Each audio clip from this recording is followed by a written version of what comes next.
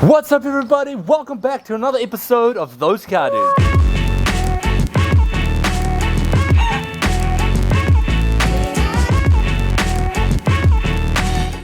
And here it is, it's a pretty exciting day, and there's one thing that we take serious on this channel, and that is coffee.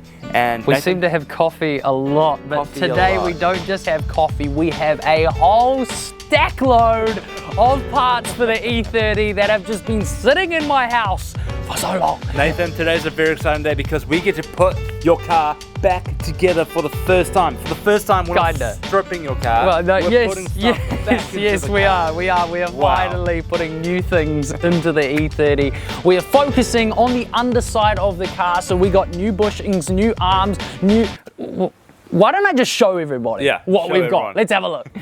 As you can see, we have a bunch of parts here that are going into the E30, and I'm super excited because I've had this car for a couple of years now, and this is the first time stuff is actually going back into the car, and it's brand new.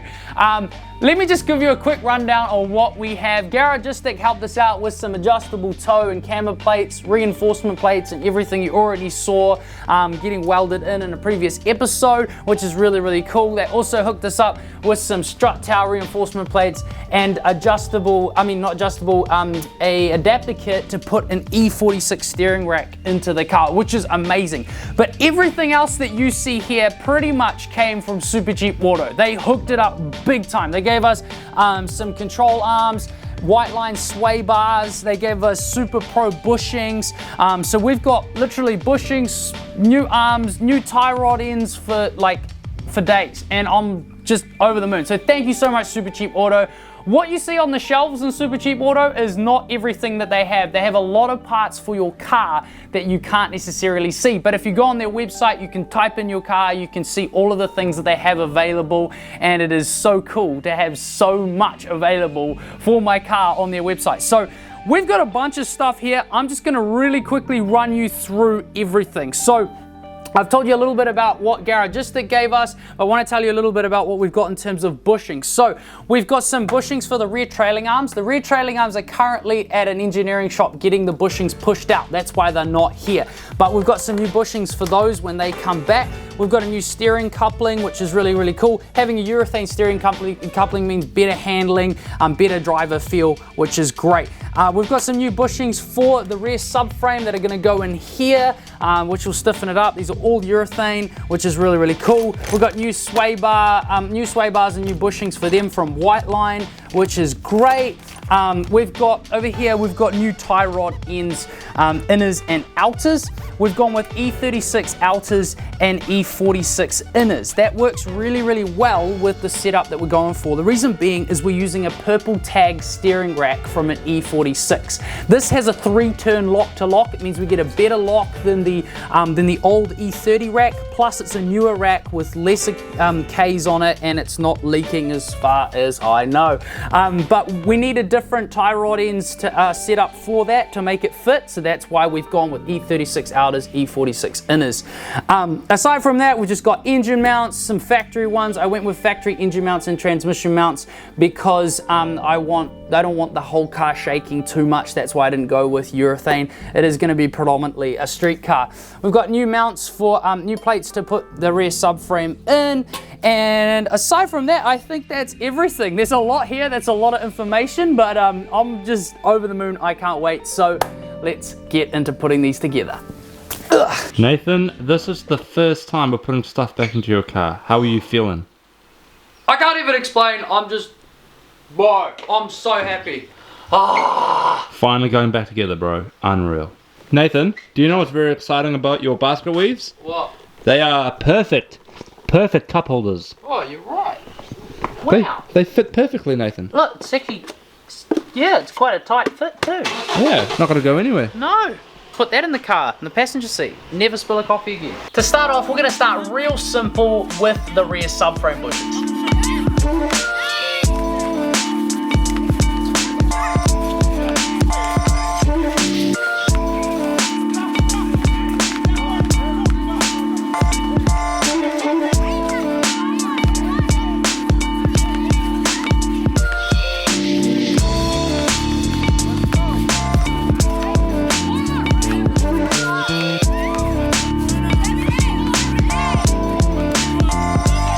We are now moving on to the steering rack, and we're going to be replacing the inner and outer toe arms.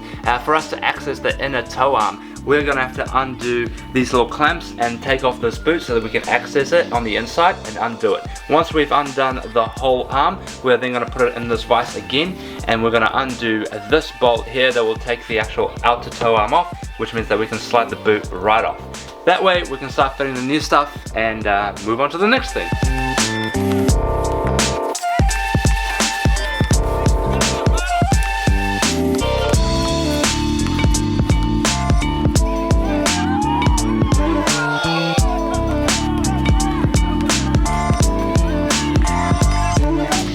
Like an absolute pro. Look at him go, everyone. What a dude. It's the easiest job you can do, Nathan. Wow, look at that. Amazing. It's bang! Oh man, be careful, bro. Now that we have this bolt loosened up, we can now twist this outer tie rod out. And a good little tip for those that are replacing their tie rod ends, make sure that you count the number of times you twist them out. That way when you put the other ones in, you can get it pretty close, and it'll just make it easier for the guy that's aligning your car. So, nice little handy those guys tip for you. Very good. 2, 3. 18 and a half. Are you gonna sell these, Nathan? Could do. You want more? Oh, sadly. Wow, look at the technique, everyone. Amazing. How is this even happening? It's magic. Now you got the bolt off, the boot should just pop off. Look at that. Amazing. Professional, everyone. Oh, you bent that. I did bend it. Wow. In the trash. This will be the inner part of the tie rod end, and what we're going to do is we're going to put this boot that we just took off on this new inner piece, and now we're going to put the newer outer tie rod end on top of this, and then we're going to put this back onto the steering rack. Woo! Now before we're going to be putting on the end of the tie rod, we're going to be using this copper grease and just be putting this on the actual thread, and this will just save you from seizing your tie rod ends later down the line after you've been using your car for a while. So yeah, you can do that as well. Be nice to your alignment guy, everyone. Be Nathan, nice. we are giving these viewers a whole lot of nuggets of great info. little tips. It's great stuff, man. As we took off the old tie rod end, we turned it 18.5 times, so we're going to put this back on 18.5 times in. Very easy. Bro, you're good as it this way. You should be on YouTube. 4, 5, 6.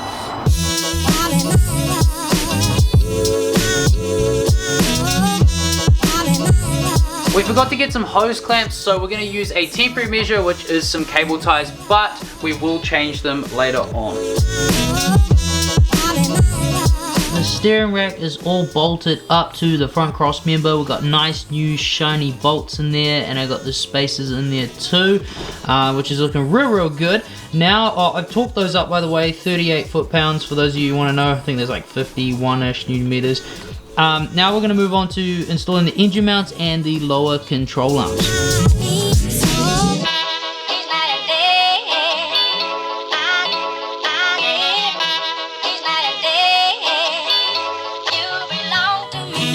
Now we got our motor mounts on. We want to torque the bolts on the bottom to 30 foot-pounds, which is around 40 Newton meters. Here we go.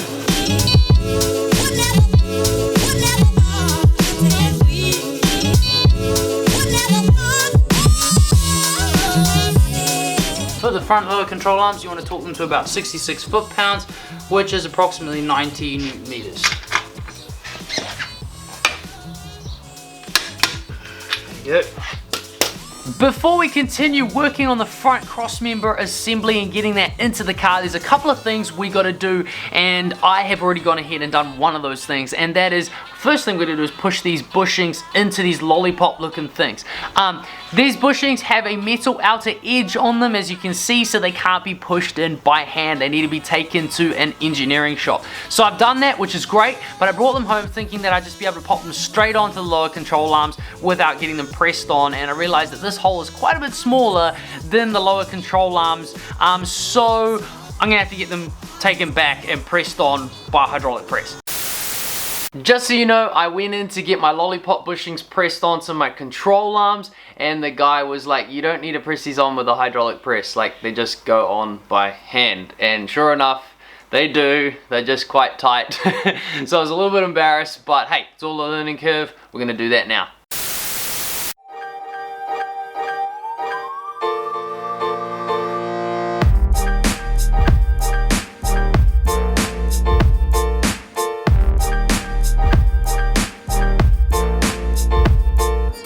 We've got our rear trailing arms here and our Super Pro bushing kit. Super easy to use.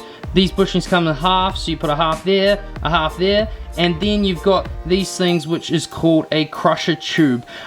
These pop in on the outside there, and then on this side on the outside, and it pushes the bushings together. It's also got an off-centered hole, so it works perfectly with your adjustable toe and camber kit, so you can adjust your toe and camber in the car. So what we're gonna do now is grease this up, grease the inner of these up, pop them in, and then mount them to our subframe.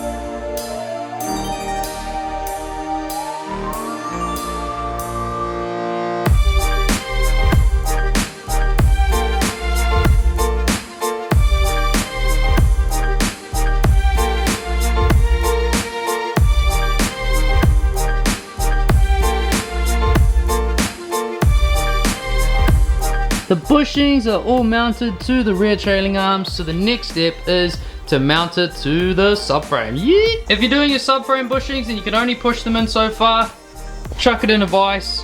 It makes it a hang of a lot easier. They're all pushed in, and then you know that they'll be pushed in properly when you put them into the car. Also, we will need to trim this bushing here because I can't get that bolt out. So we're gonna just trim the edge of that, and then we should be able to get this out and put our rear trailing arms in. You know, I just told you to put that in the vise if you need to push those bushing in. Yeah, just be careful, because well, mine didn't end up too well. So it looks like we'll be making a trip to Super Cheap for one of those a bit later. But yeah, that just snapped. I'm not that strong. I'm really not. I don't know how that happened.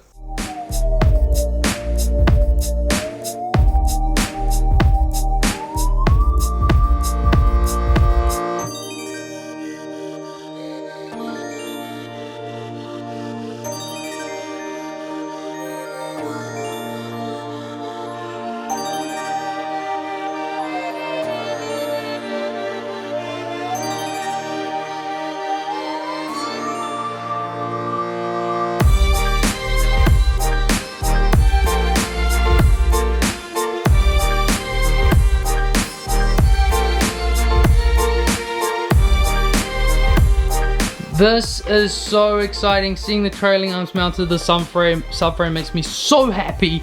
The car is finally starting to take shape. So I tapped these trailing arms in, and basically all I was doing, I was tapping it in with a hammer so that I could line the holes up to put these bolts through. Once these bolts are through, you want to make sure that they're straight and not on an angle. If they're on an angle, you'll see, because one of your washers will be sitting over here and the other one will be sitting out here. You want to make sure that both washers look the same, like they're in the same place in these little camber and toe adjustment plates. So once it's straight, then you should be sweet. You can tighten those up, torque them to spec, and then I don't know what we're going to do next. I suppose you could mount it in the car. For these bolts here, I'm going to torque them to 77 Newton meters.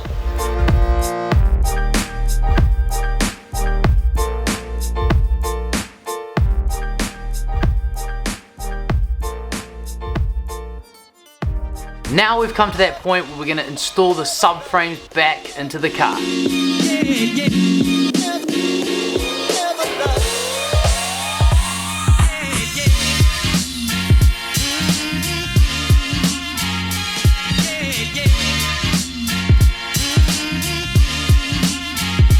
Once again.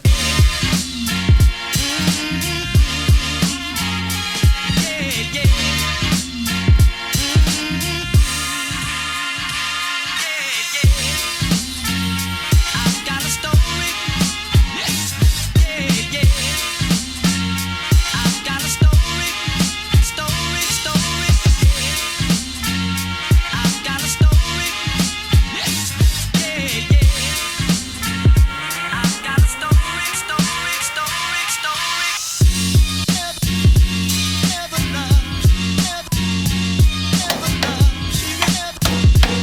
Now that we've got our front lower control arms in the car, I'm trying to hook up the E46 steering rack to my E30. If you've got an older E30, you may need to shorten this shaft here because it'll be too long if you're doing the E46 or Z3 steering rack swap. But with this one, as far as I can tell, on the later model E30s, you won't need to. So I'm pretty much just replacing the steering coupling here with a urethane one from Super Pro. I popped out all those little metal sleeves that you can see in the new one from the old one, and I put them in there so that the bolts are nice and snug in there. Now we're going to put it all back together, and I'll show you what it looks like after.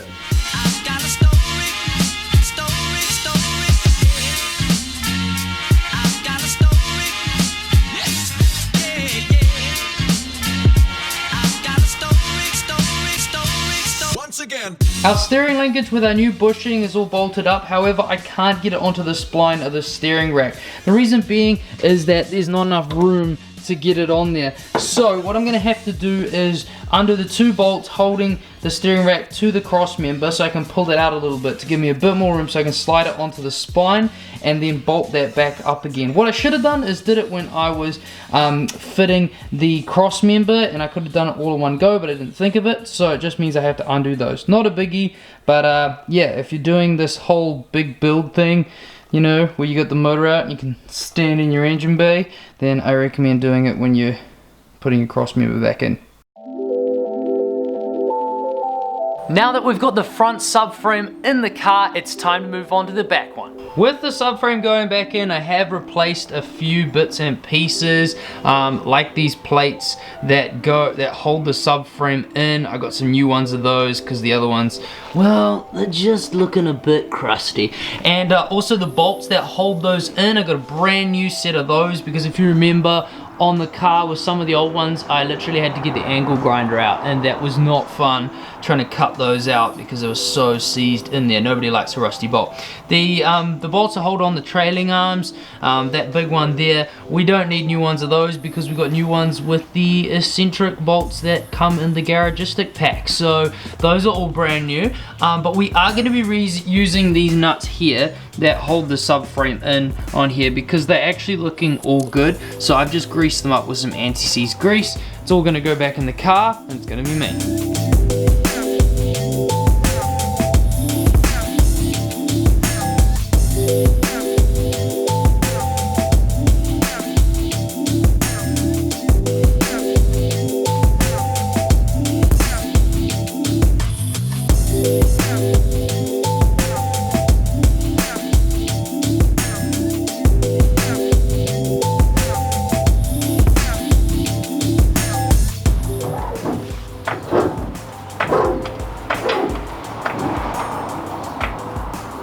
Oh my gosh, that was so much easier than taking it out.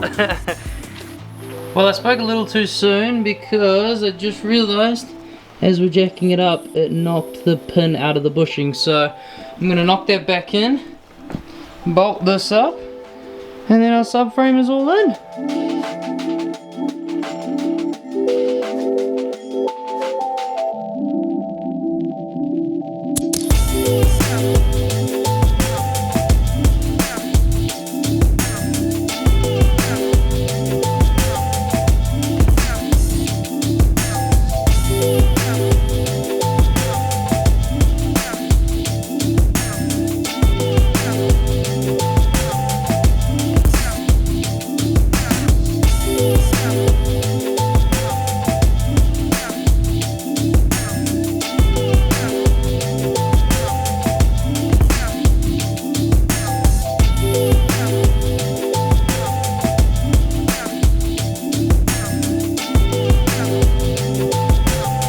I got so excited about the subframes going in the car, I almost forgot to install our Whiteline Sway bars.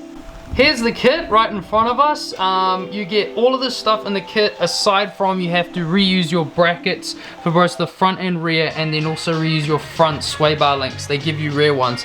But yeah, here it is, which is pretty exciting. It's pretty simple. It goes in the same way as your old sway bar. The rear has 3 holes on the back, and if you're wondering what that means, this first hole here means soft, medium, and then hard. So depending on what kind of ride you are after, you can choose that right hole. I'm gonna try the medium one because I want it a bit firmer than the standard sway bar. So we're gonna chuck that in now, and then we're gonna finish the video. I think that's gonna be it for today. So that's pretty exciting. Let's do it.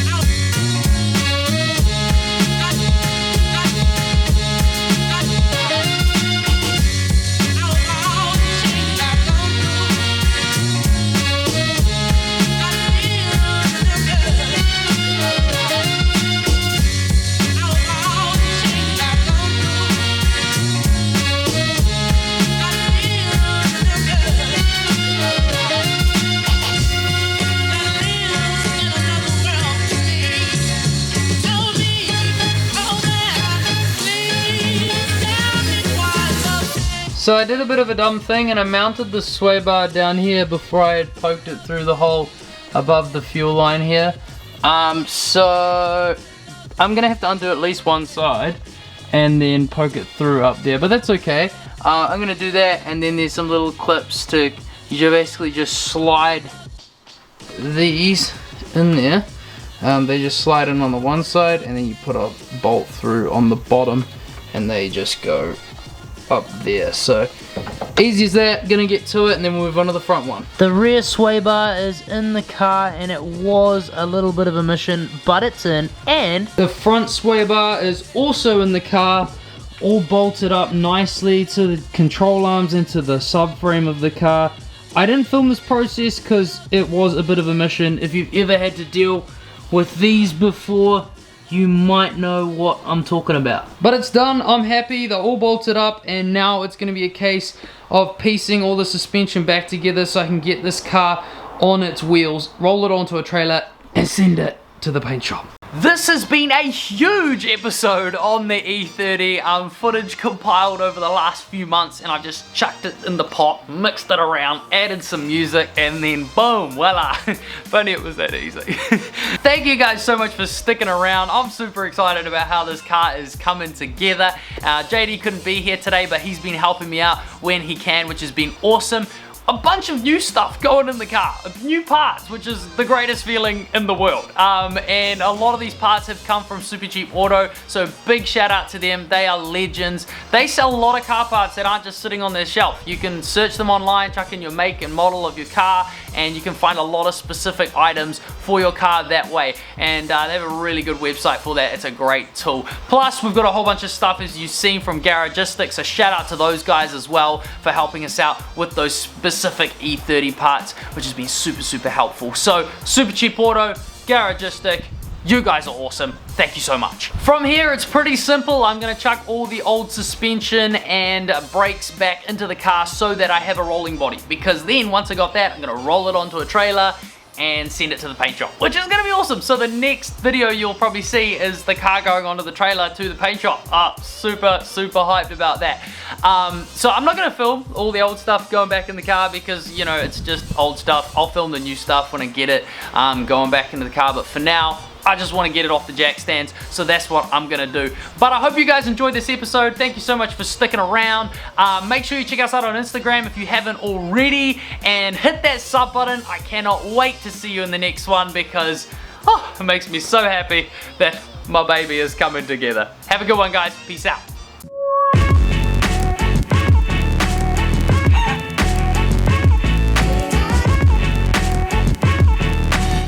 Hopefully next time you'll be watching this car getting painted. Yeah.